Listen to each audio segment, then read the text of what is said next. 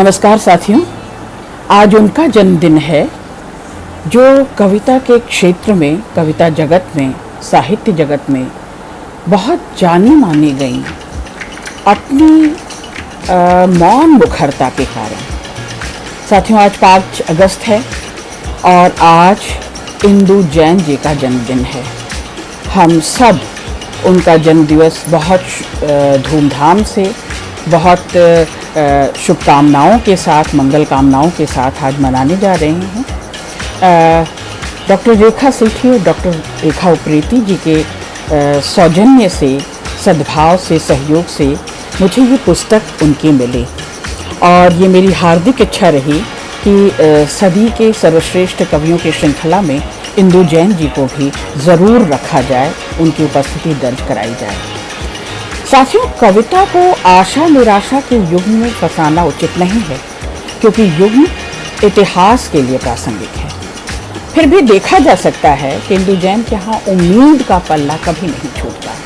मैं उन्हें उम्मीद का ही कवि मानती हूँ। उनकी जिजीविषा, उनकी जिद और उससे उपजी, उससे पली पोसी कविता। साथियों, हम ऐसे दौर में जी रहे हैं या ढकेल दिए गए हैं, जीने के लिए मजबूर हैं, जिसमें हर दिन ऊब चूब है। ये कविता हमें इस ऊब चूब को समझने का भी अवसर देगी, किसी हद तक सहने और बदल सकने की इच्छा भी देगी।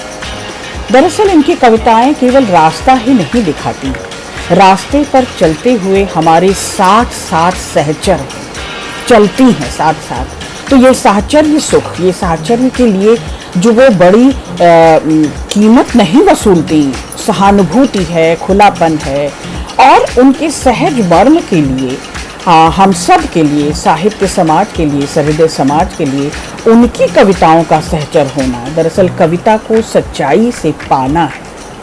कविता अच्छी बुरी नहीं होती, प्रायः कहती हूँ मैं, इस भ्रांत समय में जब सब कुछ डगमग है, सब कुछ गड्डमड है, तो मनुष्य होने की विडंबना को हम पहचान पाएं। और यही इनकी कविताओं की खूबी है। ये कविताएं इसी मायने में बहुत सच्ची सुच्ची हैं और आज हम उन्हें श्रद्धांजलि स्वरूप उनकी जन्म दिवस पर उनकी इन 5 कविताओं के साथ दरअसल उन्हें बहुत सारी शुभकामनाएं भेज रहे हैं कि यह प्रेरणा कभी ख़त्म ना हो, ये प्रेरणा जिंदा रहे और बाकी रहे, जबकि रहे। साथियों, थोड़ा सा परिचय करवा दूं अपने विद्यार्थियों के साथ और सहृदय समाज के साथ। इन्हें कई पुरस्कारों और सम्मानों से सम्मानित किया गया है। हिंदी अकादमी सम्मान, दिल्ली द्वारा साहित्यिक कृति सम्मान, राजा राम मोहन राय संस्थान द्वारा इन्हें कलाश्री सम्मान मिला है। इंदु जैन जी काफ़ी सक्रिय रही हैं दूरदर्शन तथा आकाशवाणी में भी, और उनकी रचनात्मकता का लोकप्रिय आयाम स्पर्श, चश्मेबद दूर और कथा जैसी संवेदनशील फिल्मों में भी देखा जा सकता है। दरअसल इंदु जैन जी 2 वर्ष तक लगातार विदेशी भाषा विभाग टोक्यो विश्वविद्यालय में अध्यापन भी करती रहीं और उन्होंने अपने छात्रों के लिए, छात्राओं के लिए, साहित्य समाज के लिए कुछ पुस्तकों की भी रचना की। इंदु जैन जी की कविताओं में केवल व्यक्तिगत धरातल नहीं है साथियों। व्यक्तिगत धरातल तो होगा ही रचनाकार के यहाँ, पर वो सामाजिक सरोकार से जुड़ी हुई कविताएं हैं, इसीलिए ये कविताएं मुझे श्रेष्ठ लगती हैं और इनका मैंने चुनाव किया। इनकी कविताओं में जो कटुता है, जो तिक्तता है, जो कड़वाहट है, वो दरअसल उस सतत यात्रा में लगातार बढ़ते हुए अपने बिंबों और प्रतीकों और अनुभवों से उस सहृदय समाज को सरसता से सराबोर कर देने की कुवत रखती हैं और मुझे इसीलिए ये कविताएं बेहद पसंद हैं। वो किसी मूर्त या अमूर्त विषय को सजीव अनुभव में बदलने की पूरी क्षमता, पूरी दक्षता रखती हैं। उनकी भाषा में एक लचीलापन आप देखेंगे, उनकी कविता के प्रवाह में एक मुक्तता, एक खुलापन, एक उड़ान देखेंगे आप, और शब्दों के साथ जो सार्थक कलात्मक प्रयोग वो करती हैं वह भी उनकी कविता के लिए बेजोड़ है। तो साथियों, इन सारी बातों के साथ मेरी पसंद की वो 5 कविताएं जो मैंने इस संकलन से, जो रेखा सेठी जी और रेखा उप्रेती जी ने मुझे भेजा है बड़े प्यार से, आज मैं उनमें से 5 कविताएं आपके लिए पढ़ती हूँ। पहली कविता है चिड़िया और मैं। एक चिड़िया गाती है, फोड़ती हुई मेरे दिल का इस्पाती कवच, रोशनी छीन जाती है भालों से, बंद पलकों के काठ द्वार खुशी थपथपाने लगती है। पारे का भारी समुद्र, हवा की हथेलियों से दुनिया गायब हो जाती है। सड़क पिघलती है, मकान ढहते हैं भूचाल में। क्या दूं बदले में चिड़िया को कि ये गाती ही रहे। छटपटा रही हूँ बेचैन, देती ही जाती है चिड़िया, ढहाती जा रही दीवारें धुएं की तरह रस्सियों समेत उठा रही है चोंच में भरकर हरी डाल पर। चोंच में भरकर हरी डाल पर क्या दूं इस मेहमान को, छाती में बिठा लूं, पिला दूं अपना रक्त, खिला दूं बीज से भरा दिल, सुला लूं पल्लू के नीचे बच्चे की तरह दूध पिला दूं, घर संसार क्या दूं पाहुन को। लंबी सीटी भर उड़ गई चिड़िया किसी दूसरे घर, किसी दूसरी डाल पर, छोड़ती उड़ान की सर्राहट, अंदर खटखटाया हुआ गाना। मैं जूझती हुई मुस्कुराने लगी और मुस्कान से भरी कृतज्ञता बार बार गुनगुनाती हुई चुकाने लगी। चिड़िया लौटी और लिया मेरा नाम गला भर कर। आहा, मैंने भी कहा चिड़िया, और अब हम साथ साथ उड़ने लगे। तभी जमीन से उठी एक चीख और दोनों के डैने कटकर गिर पड़े।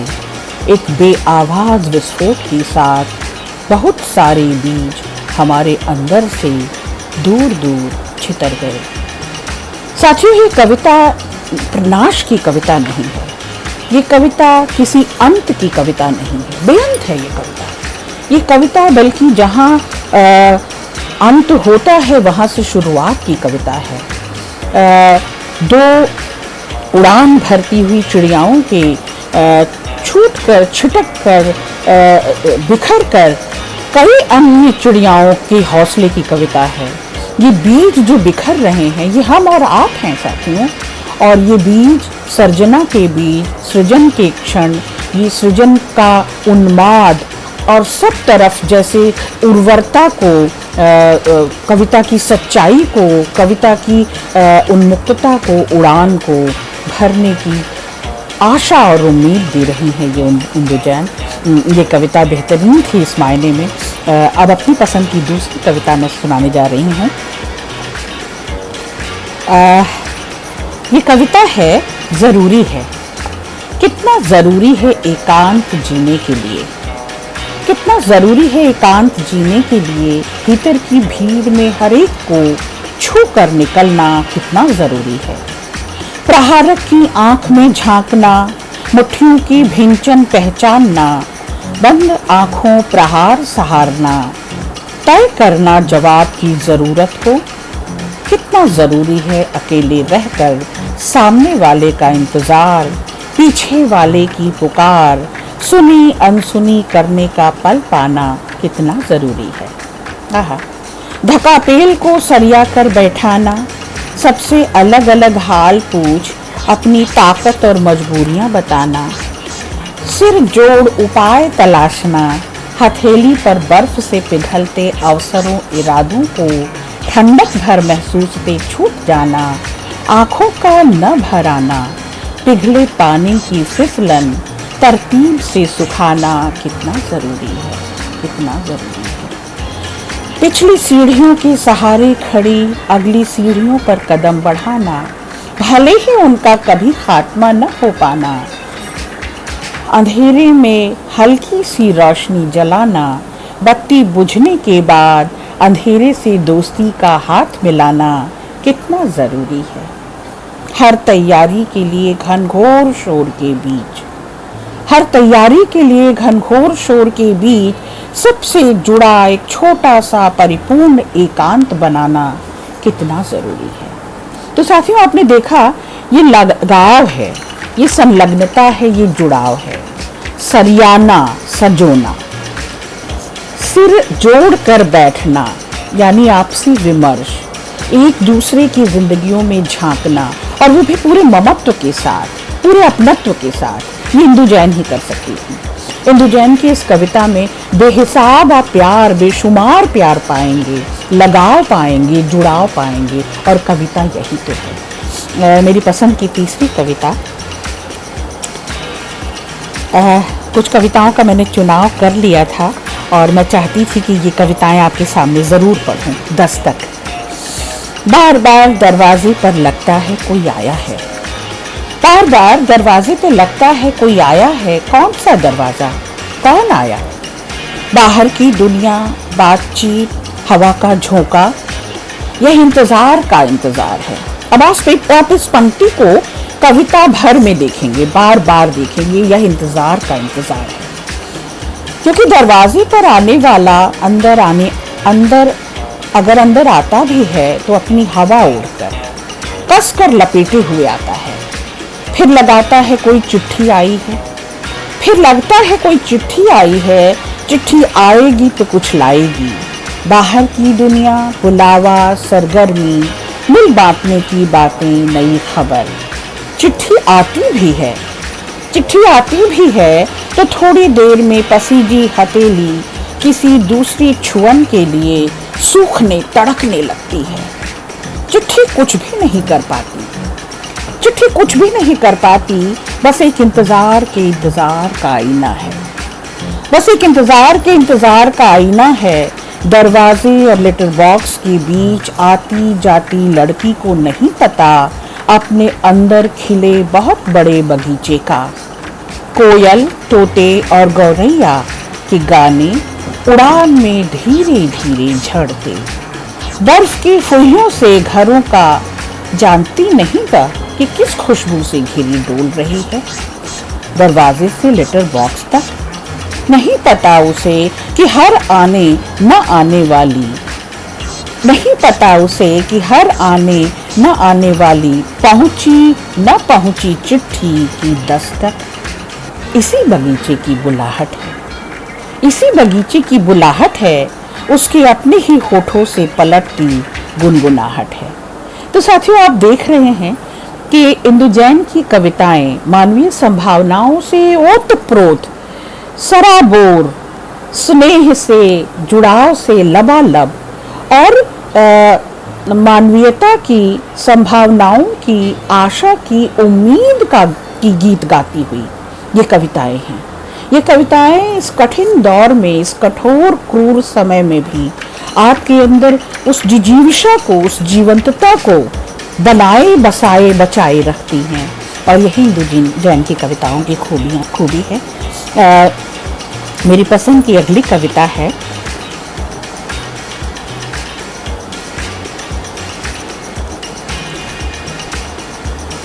इन कविताओं पर विस्तार से बात होनी चाहिए कभी, उसके लिए भी हम लोग ज़रूर एक मौका रखेंगे। जीन्स। एक दिन तय किया गया कि हवा कुछ फेफड़ों में कम, कुछ में ज़्यादा भरेगी। कुछ छोटी छोटी सांसें लेंगे, कुछ लंबी। टिड्डियों के पंख दूर दूर तक उड़ेंगे, कबूतर ताकों में रहेंगे। और तय हुआ दीवारों में सेंध नहीं होगी, रोशनदान बनाने बंद, आंगन वास्तुकला से बाहर, बरामदे कमरों में बदल दिए जाएंगे, ठंडक गरमाई नालियों से मिलेगी। घरों में रहने वाले अपनी ही सांस पिएंगे। ये विडंबना पर लिखी हुई कविता है और इसे आज से जोड़ सकते हैं, आज की इन कठिन विपदा से जोड़ सकते हैं, विपद स्थितियों से जोड़ सकते हैं। घरों में रहने वाले अपनी ही सांस पिएंगे, जिन्हें बाहर रहना कमाना है, आसमान उनके हिस्से रहेगा। जब पीढ़ी पड़ने लगेंगी नस्लें, माएँ दूध उतारना भूलने लगेंगी, तब व्यापार बढ़ेगा। दवा फरोशों की दुकानों पर दूध के डिब्बे ट्रकें उतारेंगी। गैस के साथ ऑक्सीजन सिलेंडर रहे तो रोटी सिकेगी। बर्फ की सिल्ली तले मछली, सांस का बुलबुला सुई की न भरेगी। दाम चुकाती अपने हिस्से का। एक दिन तय हुआ हवा नहीं रहेगी, आज़ादी बोतलों में बिकेगी। उसी दिन से तय करना हवा हो गया हवा के साथ। उसी दिन से तय करना हवा हो गया हवा के हाथ से भी। मोल लगवाओ शीशे की अलमारी में बंद हो जाओ। आज की क्रूर सत्य को, आज की इन विडंबनाओं को, और लगातार जो रीत रहा है, जो बीत रहा है, वो कितनी कड़वाहट से भरा हुआ है, कितना कसैलापन लिए हुए है। जिंदगी मोहताज है अब जैसे इन बुनियादी चीज़ों की भी, कि आप सांस भर, आस भर, श्वास के लिए मोहताज हैं। और ये कविता कितनी कंटेम्प्ररी है, कितनी सामयिक है, कब लिखी गई और आज भी ज्यों की त्यों हमारे सामने अपनी सरोकार से, अपनी प्रासंगिकता से और अपने जुड़ाव से हमें जोड़े हुए है और मन जुड़ाए हुए है। ये 5वीं कविता इंदु जैन जी की उठो, और ये कविता इस श्रृंखला में शामिल करना बेहद ज़रूरी था। आप देखेंगे एक उद्बोधन गीत है, एक उद्बोधन कविता है, और दरअसल कविता का काम भी यही है। जो बेसुध हुए जा रहे हैं, जो बेहोशी के आलम में हैं, जो लगातार अपने को निष्क्रिय पा रहे हैं, जो अपनी अबोध होने के कारण मुखर नहीं हो पा रहे हैं, उन सब को ये कविता जगाएगी। उठो, उठना केवल उठना भर नहीं है, जागना। उठो, उठो, एक बार फिर जोर लगाएं, शायद दरवाजा खुल जाए। 4 दशाब्दियों से बंद हुए पल्ले अकड़ गए हैं, कुंडे चूल जकड़ गए हैं। नामुमकिन लगता है सब, बिना हवा कंधे कमजोर। माना तुम जन्मे इसी अंधे कोठर में, बासी हवा में पले, फेफड़े पूरे न बढ़े। दांतों से काटी थी नाल तुम्हारी, लेकिन ये दरवाजे भी तो 40 साल पुराने हैं। घर बनाया तो होगा ही दीमक ने, जंग ने की होगी जंग फौलाद से। मेरे बूढ़े रोशनी पिए कंधे, तुम्हारे जवान अंधेरे पुट्ठे। दरअसल नई नस्ल को, नई फसल को उद्बोधित है ये गीत। मेरे बूढ़े रोशनी पिए कंधे, तुम्हारे जवान अंधेरे पुट्ठे, मिलकर ठेल नहीं पाएंगे क्या सुरंग से निकलने का रास्ता। तो ये एक साहचर्य की कविता है साथियों, सहयोग सद्भाव की कविता है, संगच्छध्वं संवदध्वं की कविता है। एक बार तो देख लो धूप आसमान, सूंघ लो चांदनी, हवा के थपेड़ों में खड़े रहने की कोशिश तो कर लो। बाहर के कैदियों से मिल लो, ढूंढ लो उसकी गर्दन जिसने डाली थी बेड़ियां। अब आप देख रहे हैं, एक आक्रामकता भी है, एक आक्रोश भी है कविता में, धीमे स्वर में ही सही, मध्यम स्वर में मंद, लेकिन जो गुस्सा जो मन्य रूप लेगा, निश्चित तौर पे मन्य रूप लेगा, क्योंकि वो सकारात्मक होगा। ढूंढ लो उसकी गर्दन जिसने डाली थी बेड़ियां, दरवाजे पर ताले कुंडियां। अंधेरे के मुकाबले ही रोशनी छोटी बड़ी है। प्यार की पहचान कभी कभी विस्फोट से होती है। जानता नहीं जो वही जानता है सबसे ज्यादा। जानता नहीं जो वही जानता है सबसे ज्यादा। खेल खेल में आ पहुंचती है मंजिल, जिसका अता पता नहीं था किसी नक्शे पर। प्रतिक्रिया कहकर नकार में जीना